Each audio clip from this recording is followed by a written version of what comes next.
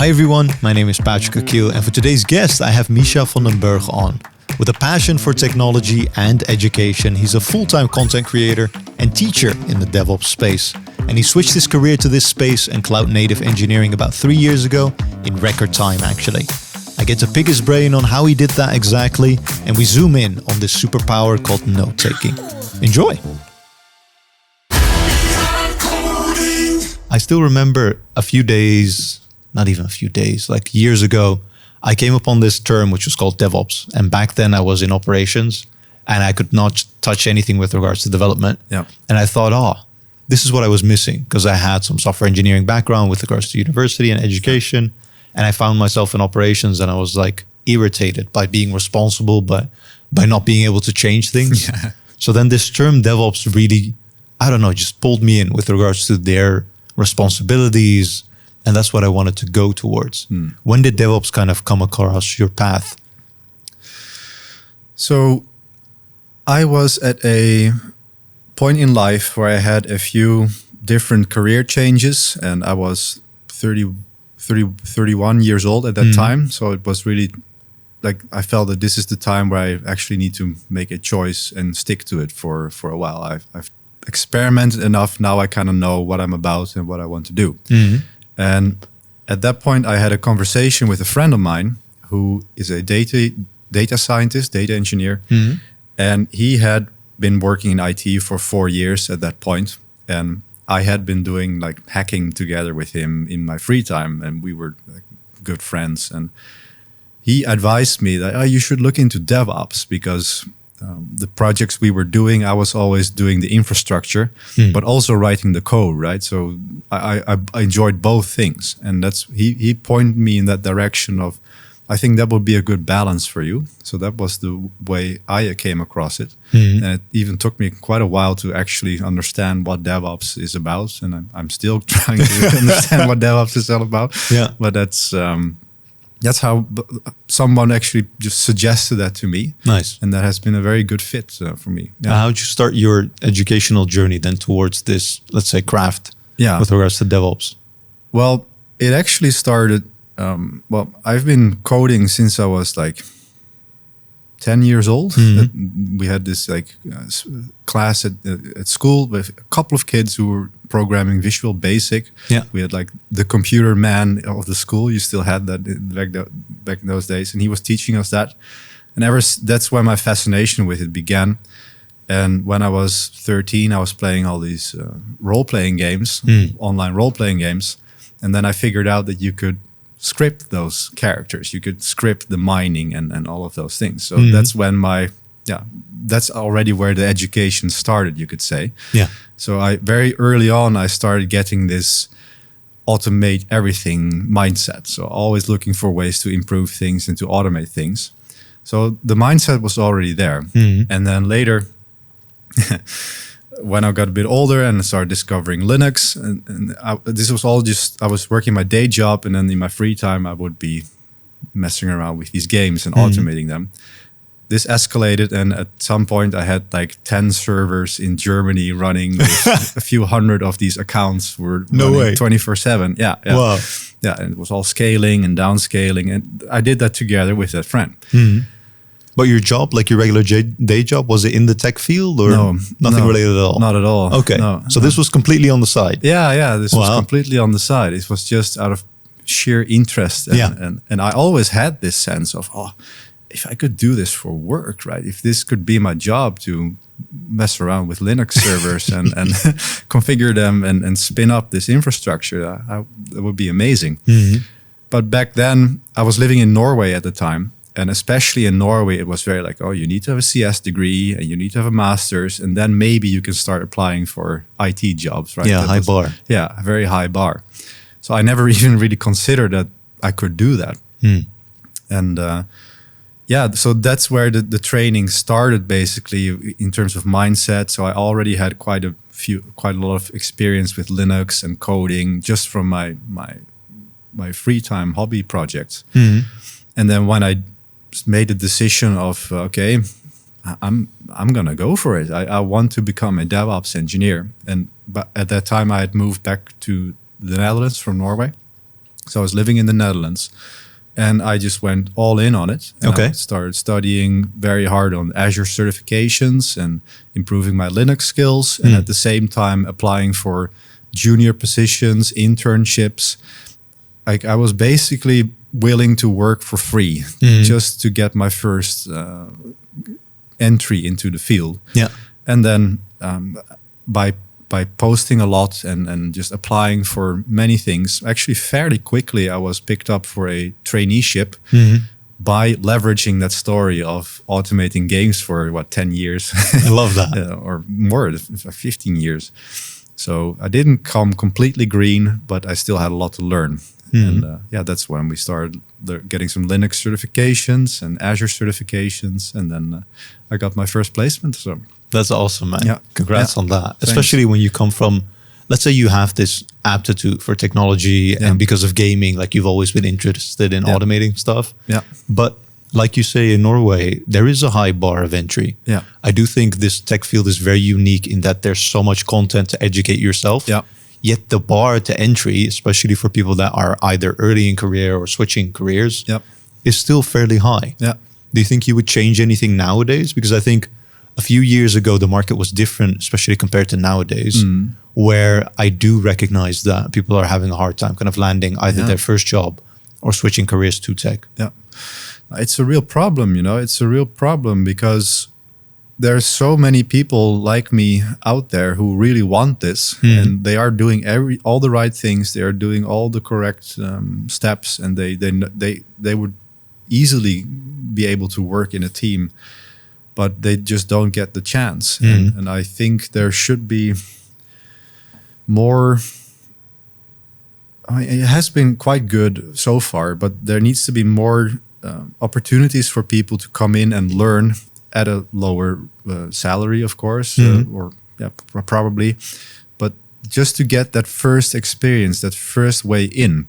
And I don't really have a solution for that at this point, but there should be more openness towards that. I think I think you should not just look at how many years of experience someone has or how many lead code solutions they did, right?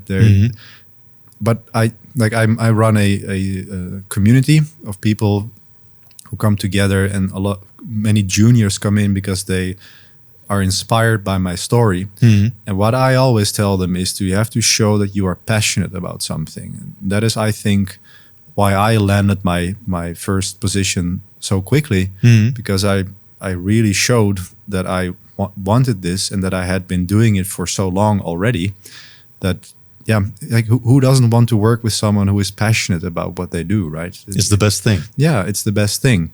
So maybe there is something about the interview process or the way candidates reach the eyes of managers. Like there's only so much you could convey in a 1 or 2 page CV, right? But what I did is I started writing a blog and then like getting a presence on social media. And if anyone would look me up, they would be like, oh damn, yeah, this guy really wants this, right? He's really just documenting his journey. And that's something I always advise to my community members to do, especially in the beginning. It's one more thing that you can leverage. And I think it should be paid more attention to in hiring process, I think. I think so too. I mean, I think it's slowly trending towards it. Yeah. And I listened to an audio book, I think by Stephen Bartlett, and he lays out that what makes someone a good professional, you can fit into a few buckets. One is skills and one is knowledge. Yeah. And I attributed that. And also he explains that that's something you focus on more when you're early in career. Yeah. And then later on comes network, which you build up just by virtue of working and knowing people. Comes resources in the form of monetary or maybe a team that you work and collaborate with.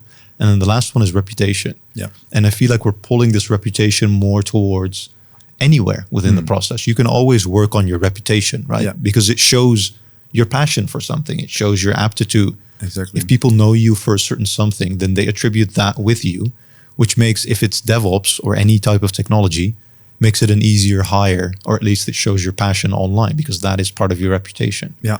I think that's very powerful that people can leverage, and it might be underutilized currently. Definitely, and it's not easy. It's not natural. It definitely wasn't natural for me to just start writing about stuff and for putting imperfect stuff out there. Yeah. But as my intention was always to help other people, and then it didn't really matter if it was perfect or not. It was not. It took me a while to realize this, but when you make that switch of I'm not sharing this for my own gain, I'm not sharing this because I want to achieve this. No, I'm sharing this with the intention of helping others or making the world a little bit better. Then it doesn't have to be perfect, and then I don't know. People call it manifesting, but it does it does put something behind it that we can't really explain, and then it's also probably more likely to be picked up. I think if it shines through when someone is doing it with not bad, but unwholesome intentions, like unauthentically. Yeah, unauthentically or AI generated. Yeah, right? That just speaks laziness to me, and then when I see that, then I form judgments in my mind.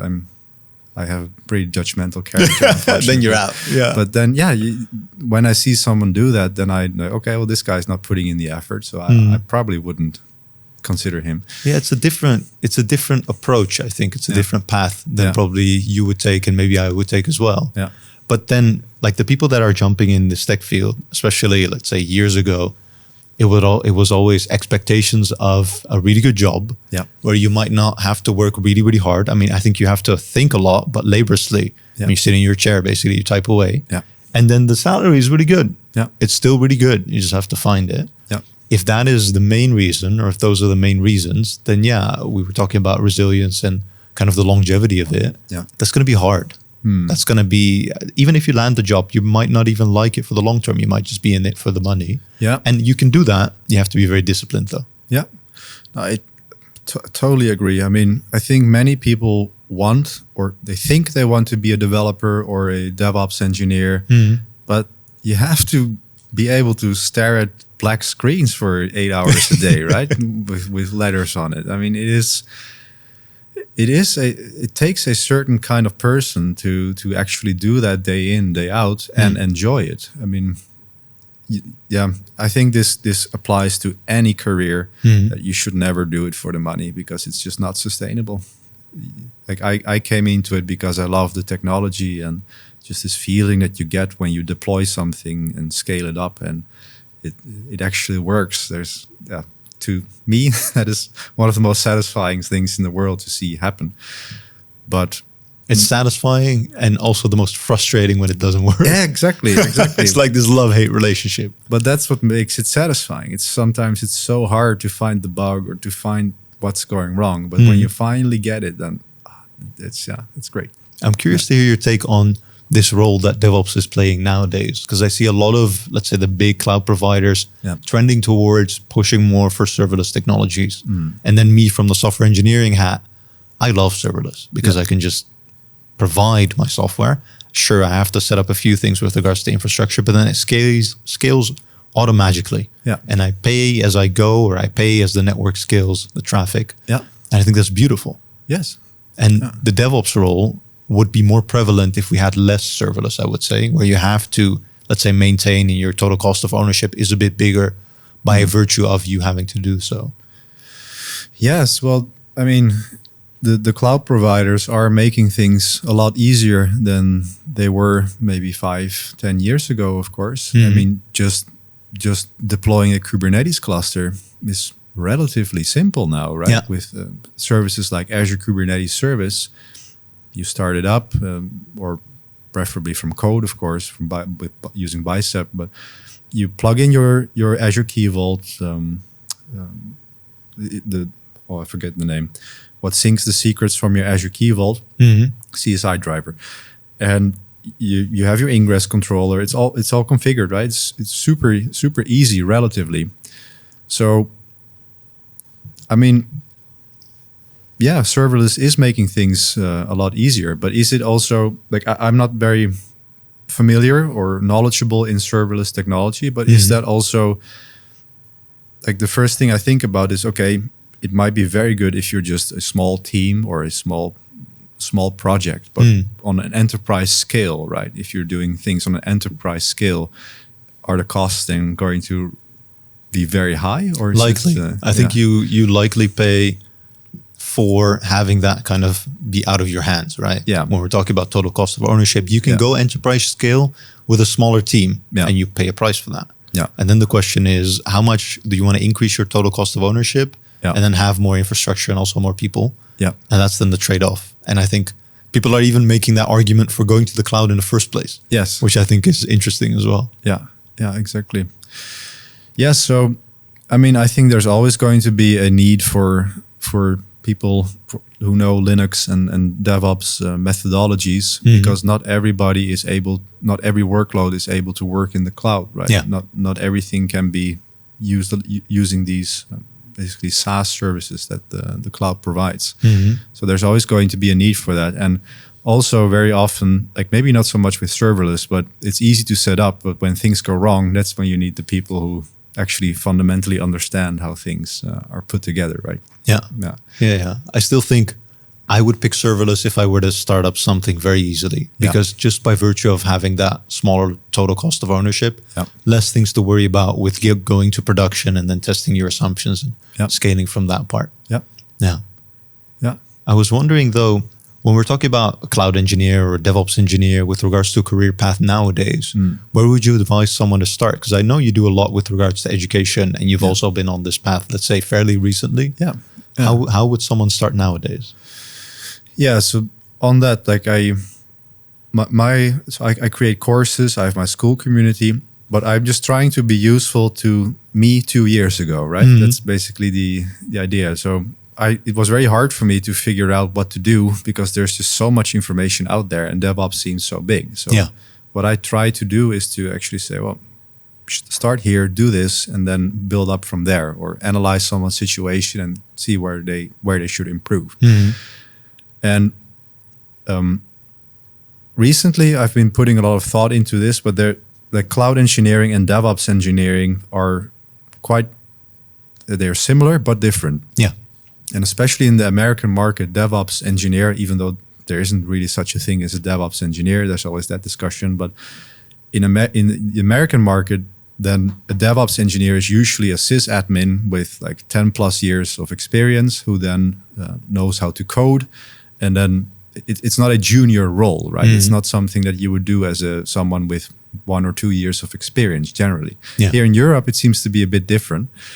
But there is where the cloud engineer comes in, because cloud engineering works exactly with these. They know these kind of services that Azure provides, for example. They specialize on AKS, or they specialize on provisioning infrastructure with Terraform.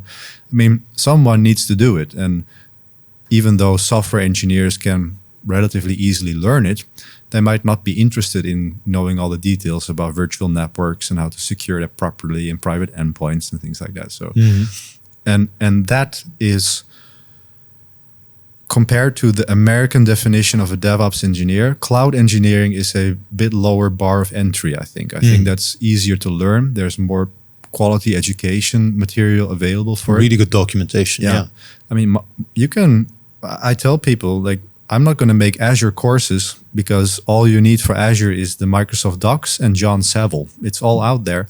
So I'm not even going to try, right? No, you don't have to compete. No, I just say, just use that. It's all for free. And you can learn everything you need to know it helps to have a foundation in Linux. I always advise that. But you can learn everything you need to learn based on that information alone. So then what you educate also with regards to others is just by filling in the gaps that let's say those courses or documentation would not give you? Yes. Yeah. And it's very often about stitching it together. Like, one thing is to get your AZ 104 certification, the Azure Administrator. But okay, then you know how to provision VMs with Terraform. But the VM still needs to be configured, right? If you deploy a Linux VM, you still need to configure it with Ansible or something like that. So that is not covered with the cloud information. So it's always about looking at where someone is, where they want to go, and then trying to fill in those gaps or give advice on maybe you should start here or maybe try this project to see where your skills are at. I love that. Yeah. I mean, with my, let's say, professional experience on a day-to-day, if I'm in an assignment and I do hands-on software engineering, I have ideas on what would be interesting based on what I face, right? Based on business problems that I'm trying to solve. I would know interesting tidbits or just along the way from colleagues as well. But if you're taking this role of a full-time educator, how do you then come up with the ideas and the insights that people are looking for? Because then you're out of this, let's say, business context. How do you get inspired? Well, it's fairly recently that I went full-time on this. And I'll be honest, I'm missing the engineering already.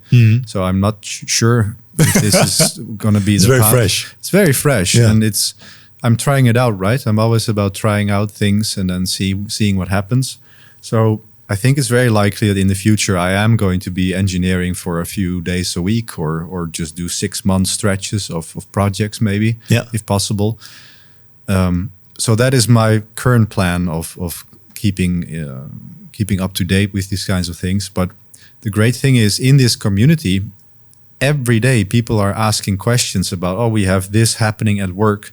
How do we solve it? So it's not just me answering everything. It's actually the community coming together and everybody is chipping in. And just by virtue of that, I am being kept up to date, right? I love that. I see what people are struggling with and what they need help with.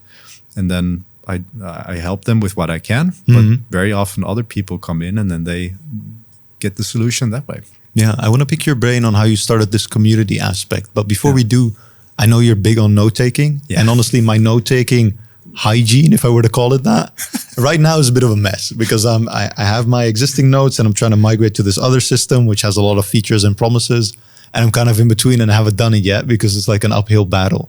What is like good advice for note-taking, or what really helps you with regards to taking notes, going back on it, education and reflecting and actually finding the gold?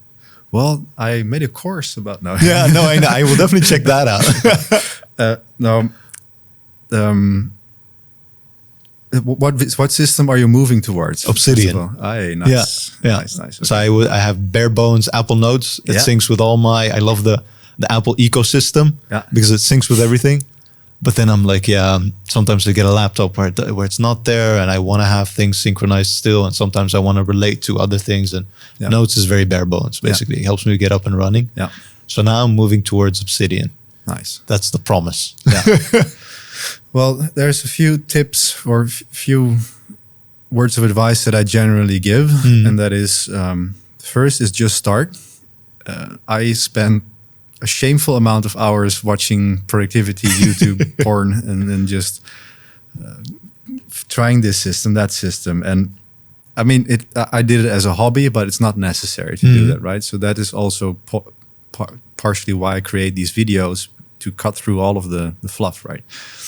So one thing I recommend is the PARA method by Tiago Forte. Very simple directory structure, basically, how you can use your notes. And the second thing is I advise to carve out time to spend quality time with your notes and your note-taking system. Instead of seeing it as something separate or an auxiliary tool, you have to start seeing it as the basis for everything. Because all my thinking, all my deep thinking, all my creation work happens in notes. And writing is thinking. If you sit down calmly and think about something deeply and you're able to write and put that into your own words, that's the true verification that you actually understand something.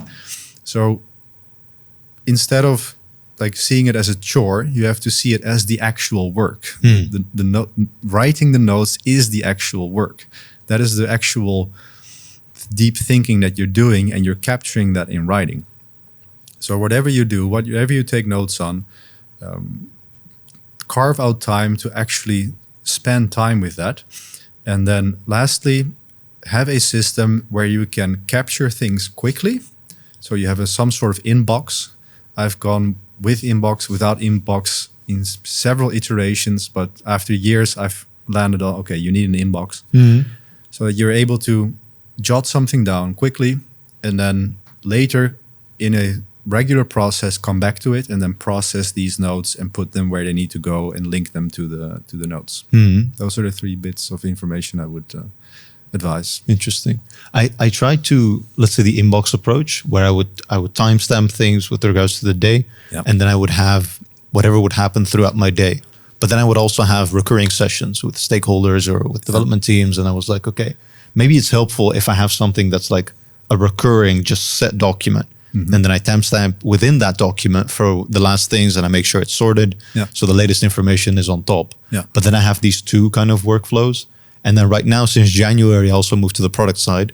So then I'm thinking in my epics, features, stories, and like there's part of that system in there, which is why I was saying this hygiene. If I try out 4 or 5 systems at the same time, it's becoming a bit of a mess. Yes. And I can manage it. But yeah, if I now have to go back and restructure it, it's daunting, right? Because I love taking notes. I think it's very good to just jot down my thoughts either as I'm having a conversation with one person or multiple people.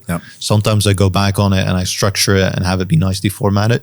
But most of the time, only when I need to. When someone's asking me for my notes and I'm just embarrassed because it's just one-liners, and I can still piece everything together. So then I do, and then I share. But I don't do that often enough. Like it's not a part of my habit yet. That's the thing, right? The next step of the note-taking journey is the Zettelkasten method. You may have probably heard. I've heard of the term, And that's by the German sociologist Niklas Luhmann. He had like 90,000 notes in his system when he died.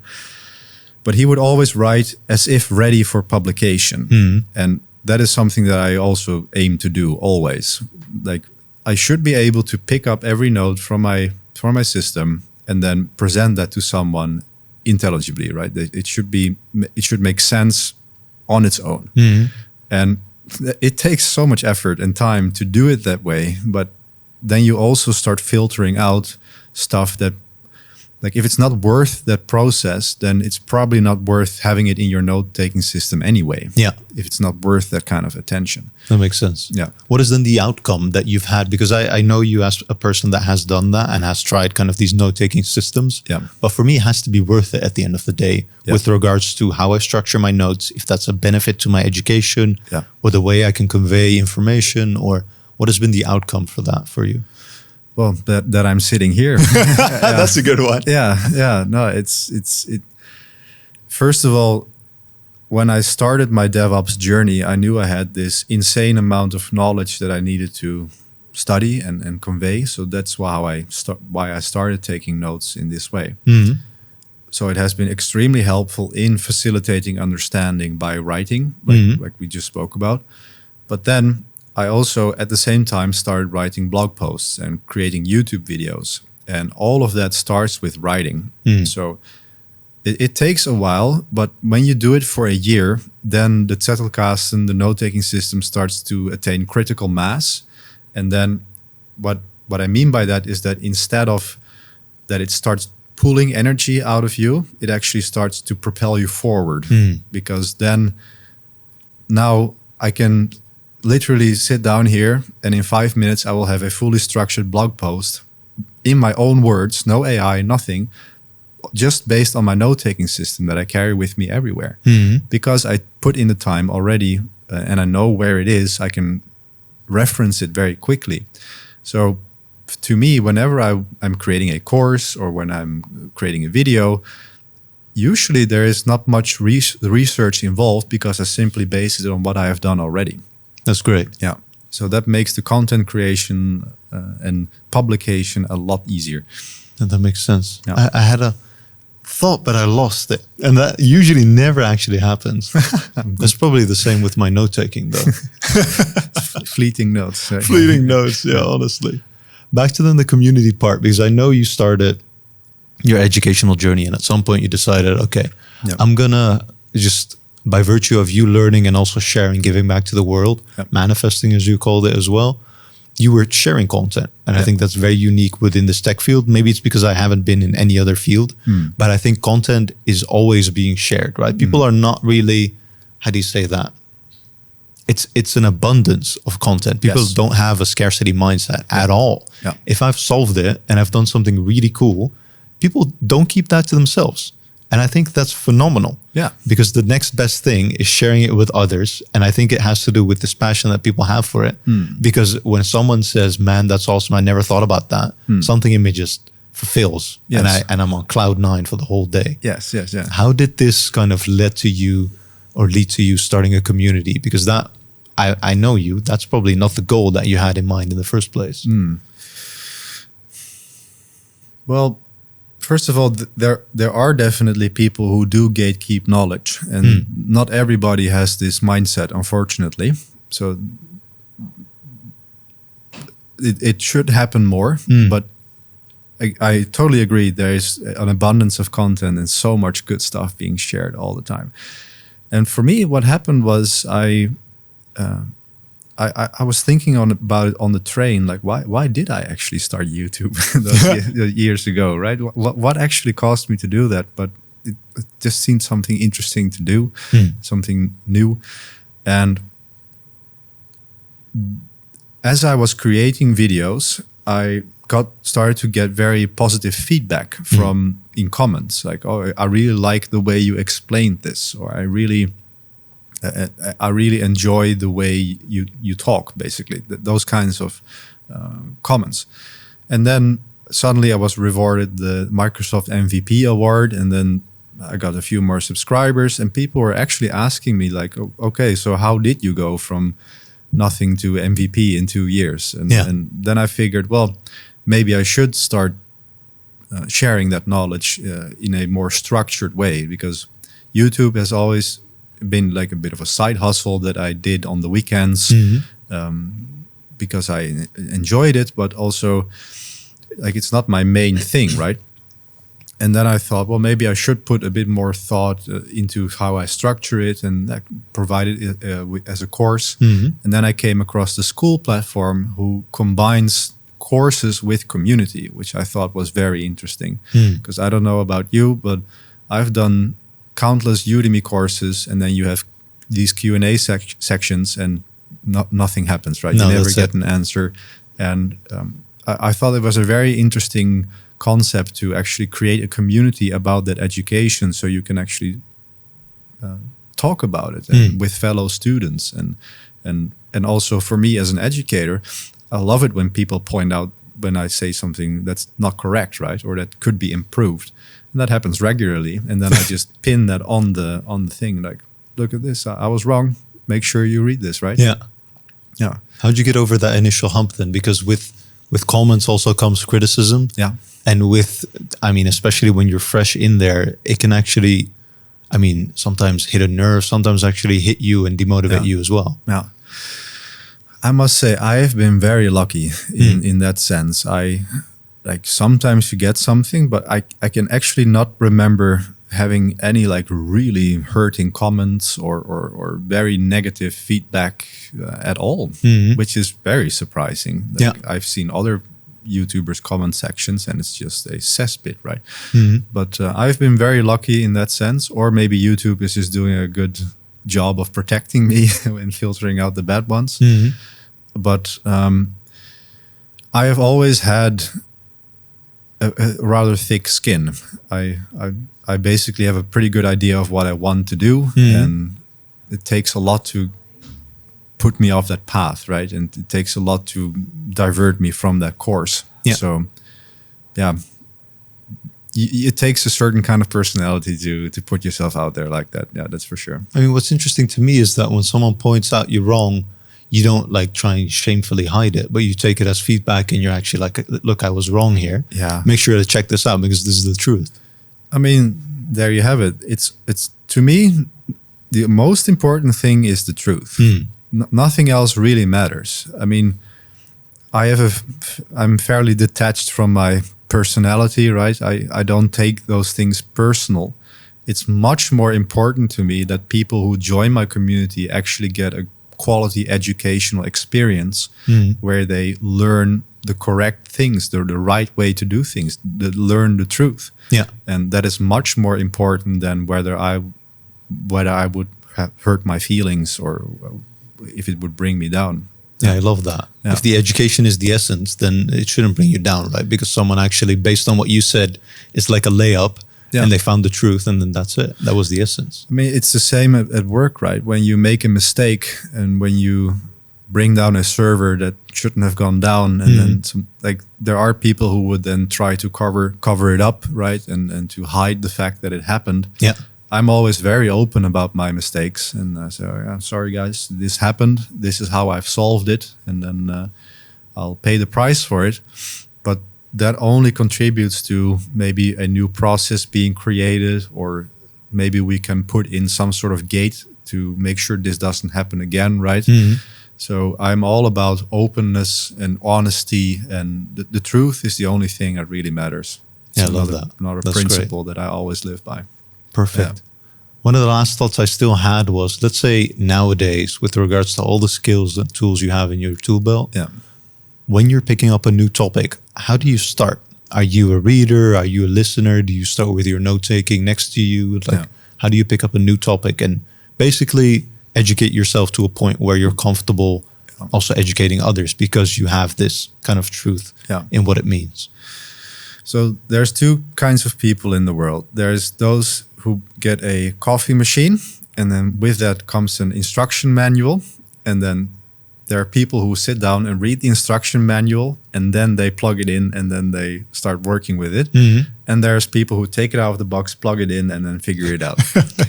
I'm very much the first kind. Okay. I'm always the guy who reads the entire instruction manual and wants to know everything beforehand before I get my hands dirty.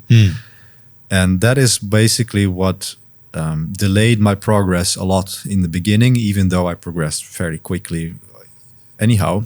But I could have gone much faster if I had just actually started applying the concepts that I was learning. Yeah. So what I do these days, and that's also because I know a thing or two now, but I always try to define a certain outcome. Like say if I want to learn Kubernetes, I would say, okay, I want to have a simple web app running on Kubernetes that takes data from a database. Yeah. That's the end state. And then doesn't matter if it takes me 2 months to figure all of that out, but then at least I have a bit of a direction, because if not, you just end up in tutorial hell. You just watched one thing and then 20% is relevant to what you actually want to do. And of course, it's never wasted, but it's not actually contributing to moving towards that goal, right? That's also why I like certifications so much, because not necessarily because they, like there's a whole debate about whether you should or shouldn't get certifications. Yeah. But what I like about them is that they give you a clear goal to shoot for and to structure your life around, basically. Yeah. And like a milestone. Yeah, a milestone and a clear path to achieve that. So that's how I always try to approach these things, to get a practical project, some idea, and then learn what you need to learn in order to achieve that. Interesting. Yeah. I would have put myself in the complete opposite, where I look at the manual and then I just start playing around with it. Yeah. And I did that, especially at the start. And I had people that educated me and like guided me with regards to software engineering. And I got a lot of stuff done. Yeah. But then at some point I came into a different organization, different projects, and I was like I should know how to do this, but I always have to go back and Google things, like more of the basic stuff. And then I realized I was lacking in part of a fundamental understanding on how things actually worked. And I could get stuff done, but I felt like if I had that knowledge, I wouldn't have to go back and search and fill the holes in my knowledge here and there on the fly. Yeah. So then I'm like more towards actually reading stuff and getting a better fundamental understanding and then starting. But then still I narrow towards starting immediately, because that's like my comfort zone, I would say. Well, you need, like, what I said, like having an outcome in mind, like it does predicate that you have an understanding of the fundamentals. I mean, I always say when programming, do at least one of these like 10-hour fundamentals courses, so you know at least about variables, functions, and the basic stuff before you go into it. I agree with you that there should be a fundamental understanding before you go out into these more specified or specific things. But the Primogen, you know him, right? He tells his... No, I don't actually. Oh, he's a YouTuber, a very streamer, very famous coding YouTuber.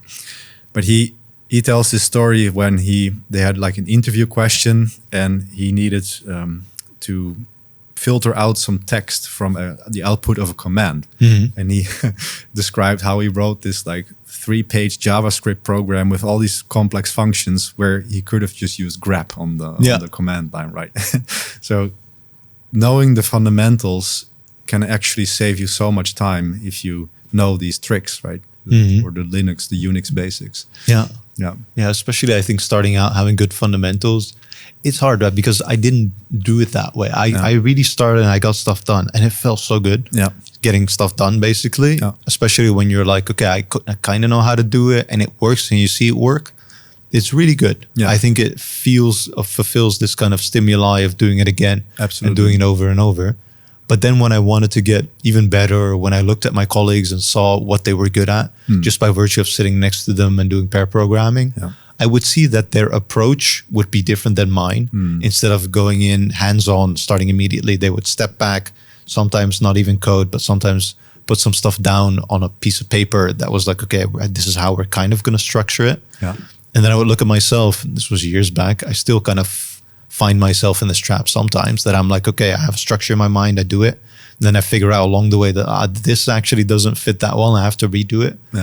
And then I'm like, I need somewhere in between. And I think that only comes with experience, where you figure out kind of where you are, what is still missing, if that's fundamental understanding or more of the practical hands-on things. And you go from there. Well, it's like, that's why working in teams is so great, right? Because then you would have people like me who tend to read everything and then start, and then you who are more like, oh, let's just do it, right? And that's why having people of different proclivities works so well in having in a team, so you can balance each other out. I mean, there's always needs to be a balance, and I don't think you necessarily need to think negatively of the tendency that you have, right? It can be a very good thing. Like, I think you would be a great SaaS entrepreneur, building up small startups, because you just go and you know what to do. And when I have a SaaS idea, then I spend weeks researching how to do it, and then eventually I never do it because I just get confused with all the research. Maybe. I like being flexible in like my approach. And that's why I really like learning from other people and seeing how they do it. And then if I can be flexible enough to do it based on the task, like optimally based on that flexibility, I think that'd be really good. But maybe that's like a distant dream, because that also sounds really hard. Flexibility is so important. It's really important. Don't get too rigid. Great, man. I've really enjoyed this conversation, I must say. This has been a blast. Likewise. Before we round off, is there still anything you want to share with regards to any of the topics we might have opened up, or any lingering thoughts?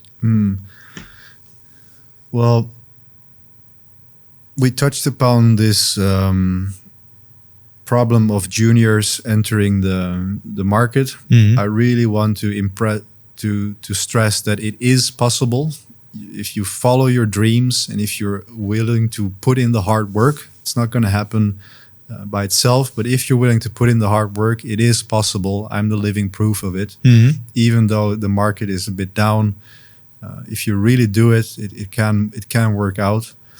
And I also want to encourage people who are in hiring positions to look a bit further than just the CV, and look at the person behind, and give people a chance, because it's very important that we get passionate people into the industry who do it because they love the technology and not just in there for the money. Yeah, absolutely. Great.